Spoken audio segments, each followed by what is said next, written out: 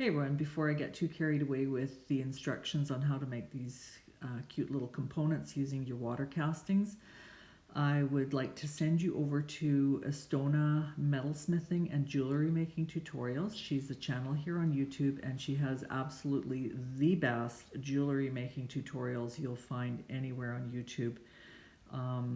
All of her instructions and the videography is top notch. You're not going to find anything better on YouTube, and all of her instructions are free. She doesn't charge for any of her tutorials, even though she could. And I've been metalsmithing for 12 years and I still learn something new every time I watch one of her new videos. So do yourself a favor, head over there and like and subscribe.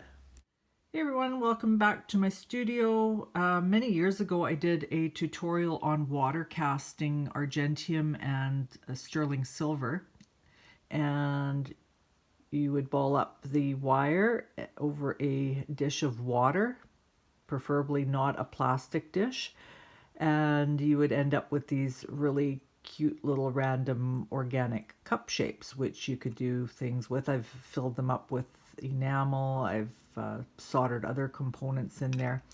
But part of the casting process is, unfortunately, you sometimes get ones that don't quite work out and they sort of pancake. But what I've discovered is that if you take another little component and fuse it onto there, and then you take a melted blob of Argentium Sterling Silver or Sterling Silver and then flatten it out while it's still red hot, you get a little back plate, which is also kind of organic, and then you can forge it down a little bit or hammer it or planish it just to make it a little bit more random, and you end up with these really cute little potential earrings. All that needs to happen is a post be soldered onto the back, and the rest is all done by fusing. So I'm going to take you through the whole process. So the first step is going to be making your base plate, because you'll need to have that to fuse everything else onto. And you can use a variety of things. I have just some scrap things that I've been working on here. You can use a wire. So depending on how much you use is going to be how big it's going to be. Or you can use an already balled up piece of Argentium, which gives you a pretty good idea that this is going to end up being a pretty big piece. So I wouldn't use this. It'll also take a lot longer to melt, especially if you're just using a little hand torch like a butane torch or a oh, what did I just drop there? Okay, a butane torch or a propane torch, propane air, they're all going to take some time to melt. The other thing you can use is just some scrap wire that's already been fused together. It's basically just scrap, so depending on the amount of scrap you use is the amount of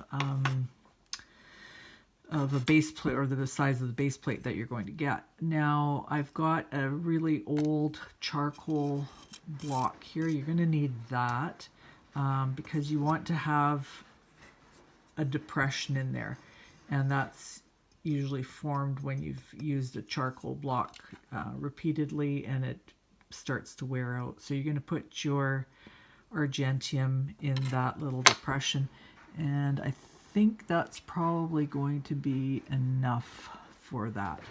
So to help it melt a bit more, I'm going to add a little bit of flux to there. This is just yellow flux. You can use any flux you want.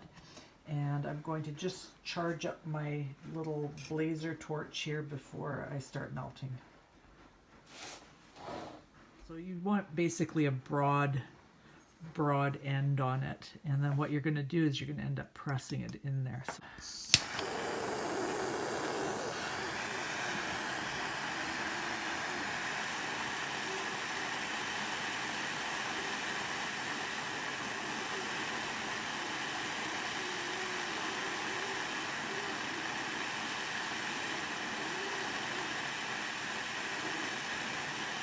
So that was the slump of the Argentium. And now it's balling itself together. You can see the really distinct orangey glow that it has, and then you're going to just come in and squish. There you go. That's your first step.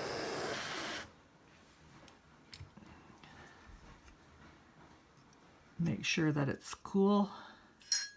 Quench it. And then you have your first little sheet. So now we're going to forge it. All right, so let's get over to the other work surface. So in order to move metal in a variety of surfaces and not just flatten it, you want to have a hammer that is slightly domed here. So this is a pending house, and it's a forming hammer. And you basically just want to start tapping.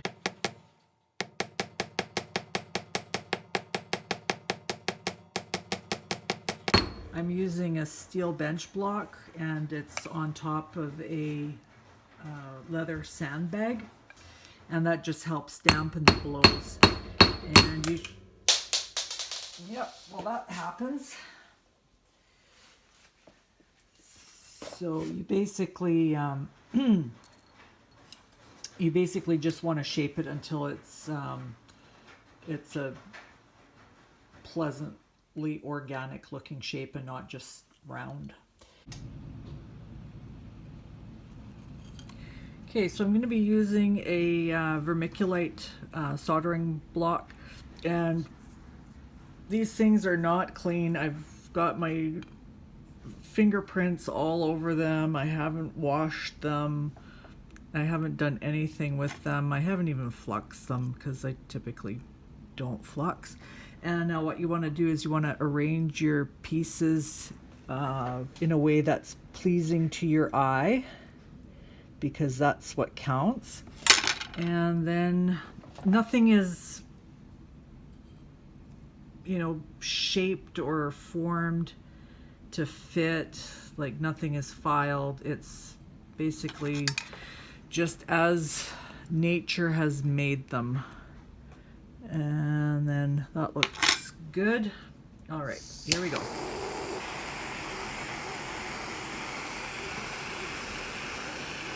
So what you want to watch for is you want to watch for that orange glow. And that will indicate that your Argentium has fused.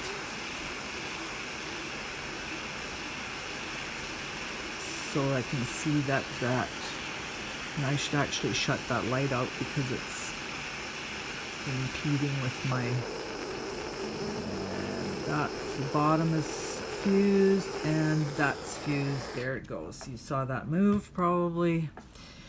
Now it's fused. Just looking at the bottom, at that little fillet, looks good.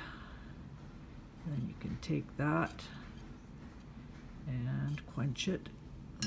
Move my quenching pot a little closer. Okay. And there it is.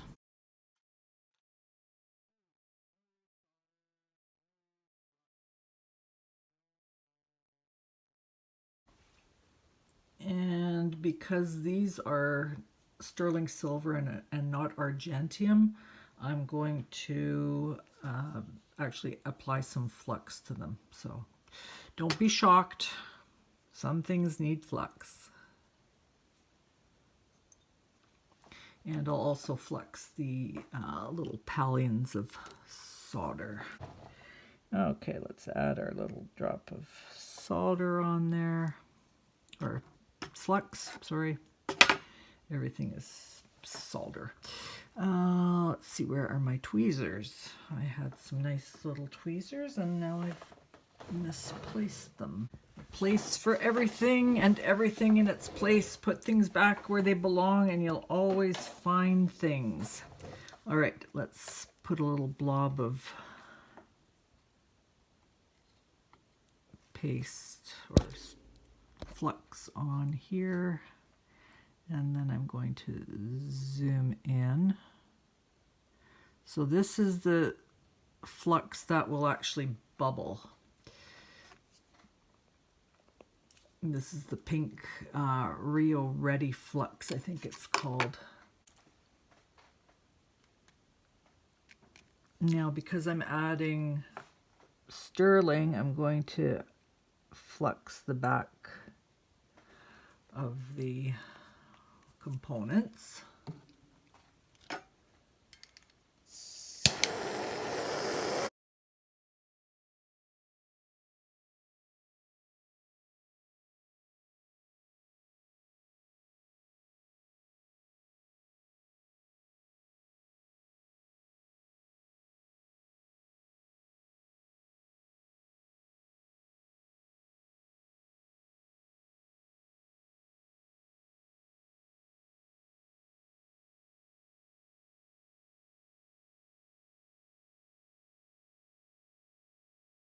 Heat up the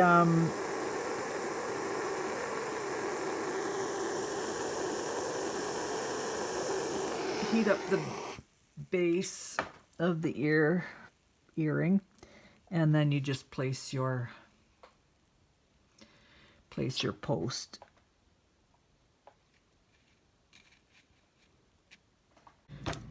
The one thing I like about the Blazer is it's a one-hand operation torch, so that's handy. Okay, so heat up your base earring component, get the solder flowing, or get, sorry, the flux bubbling up. Oh, I can't see anything. Let's go up into this. What did I do? I dropped my post.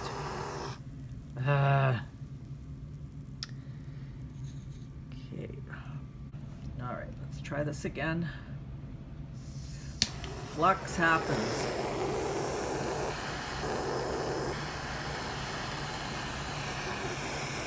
Okay, you might not see portions of it, but okay, I'm going to get it at it from this angle here. Okay, so heat up your base Argentium. It's getting red and shiny, and there it is. Load. Looks good. That one looks good. All right. So now let's let those cool down here. I'm gonna quench this one. We can have a look at it.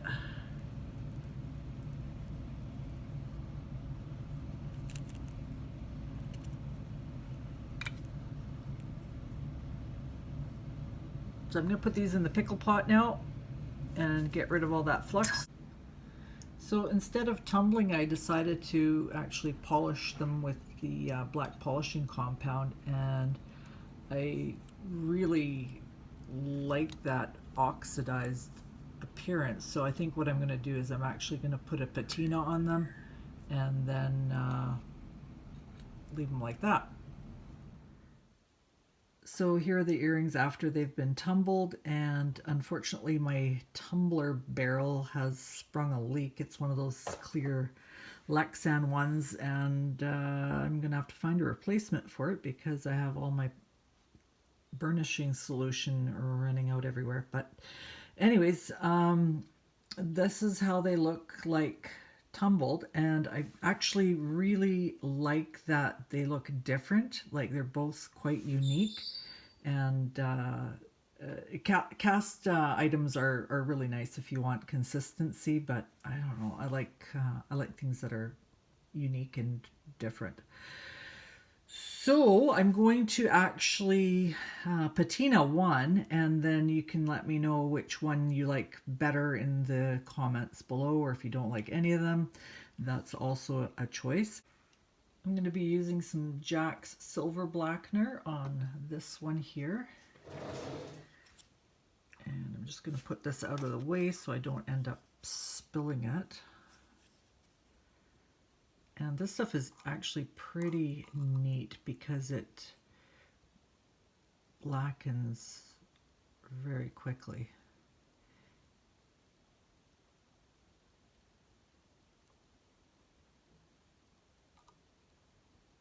And I think there might be some residual sunshine burnishing compound on here. I did not do a really good job of cleaning them, but let's do that. Let's give them a little cleaning and then go from there again. Okay, so just gave them a soap water wash, and this Jack, there we go. So the Jack's silver blackener is not smelly like the liver of sulfur, and you can see it does a really good job when the silver is clean. So make sure that you actually wash your silver before you use this blackener. And the other thing I think helps is if the piece is warm. So I washed it under warm, hot, soapy water. And okay, let's either use a pro polish pad to wipe off the excess, or else a bristle brush to get into the crevices. Okay, so this is a pro polishing pad that I get from Rio Grande, and you just use it to knock off the high spots. And because it's so small and kind of intricate, I'm just gonna knock off the larger portions and then use a brass brush to get into the finer areas, like in here.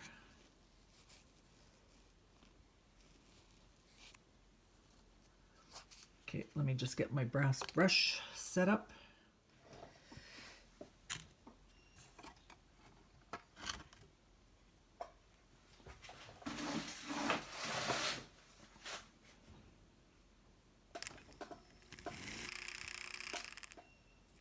It's pretty bristly.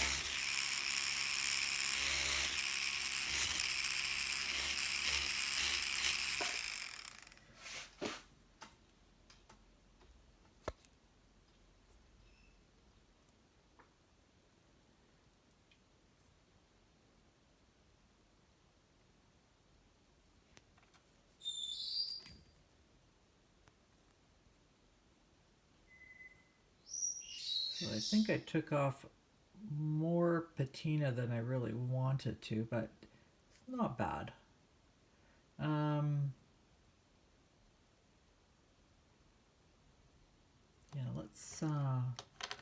let's get a slightly deeper brass brush to get into. Look at the sad state of this thing. Okay, let's.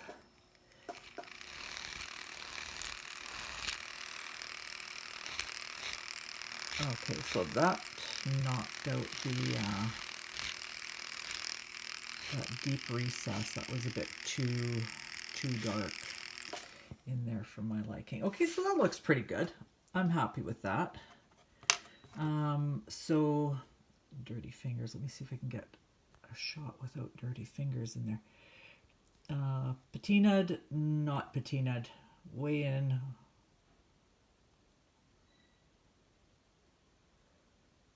All right, thanks again for watching, and be sure to check out Estona metalsmithing and jewelry tutorials. Link is in the description below. Hope you found this video useful and enjoy making your components using Argentium Sterling Silver.